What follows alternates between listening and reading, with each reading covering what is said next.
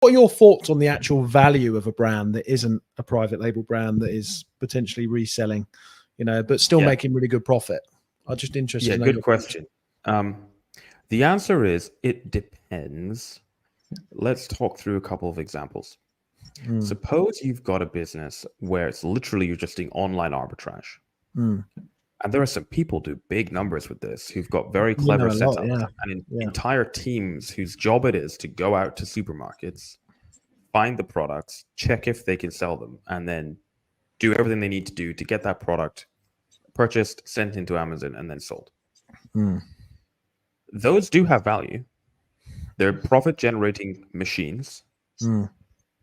However, there's more risk attached to them because there's more ways in which the wheels could kind of fall off. Yeah.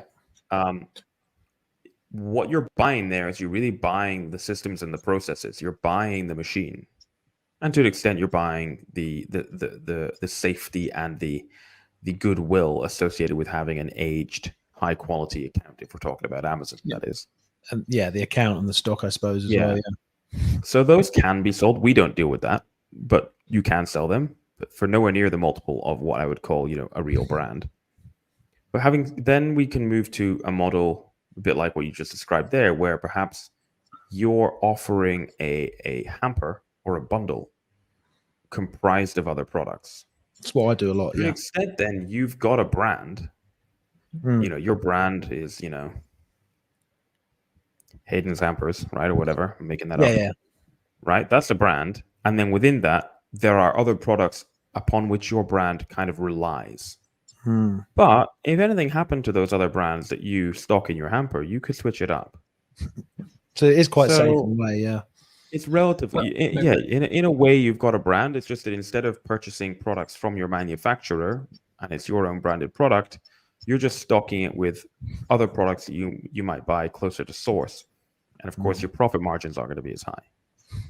Unless, of course, you're able to position this at a really high premium, in which case, fantastic, more power to you. I agree. I think if it's a solid business from a financial standpoint, it's a solid business. I think a great example is Word of Book. They sell books, and they sold it twice for 15 million, and they only sell books. It's just, if the net profit is good, if you have a management team on top of that, and throughout the year you've proven that you make this amount of profit with this amount, you actually year on year you're growing and you're not dipping and there's not big issues, your balance sheet is solid, that's a solid business regardless.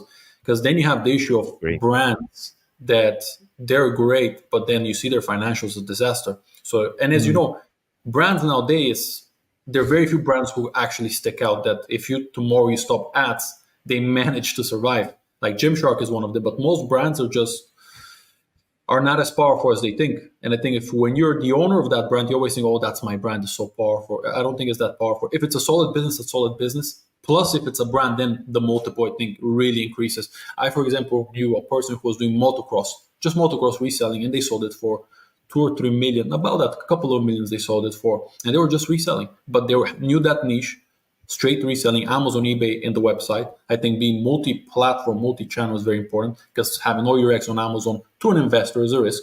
And again, depends who is buying it. Is it a private equity? Is it someone who's your competitor? I think it's very important, the buyer as well. They look at different aspects. Yeah, you're totally right. Look, a solid business is a solid business. There's always going to be a buyer for it, provided you can demonstrate you got the margin, you got the year-over-year growth, you've got the history, and it's not particularly risky. It's not all going to fall to bits, next week. Agreed. And there are plenty of businesses out there that are, quote unquote, a brand, and you open it up and you look inside and it's chaos and it's a mess.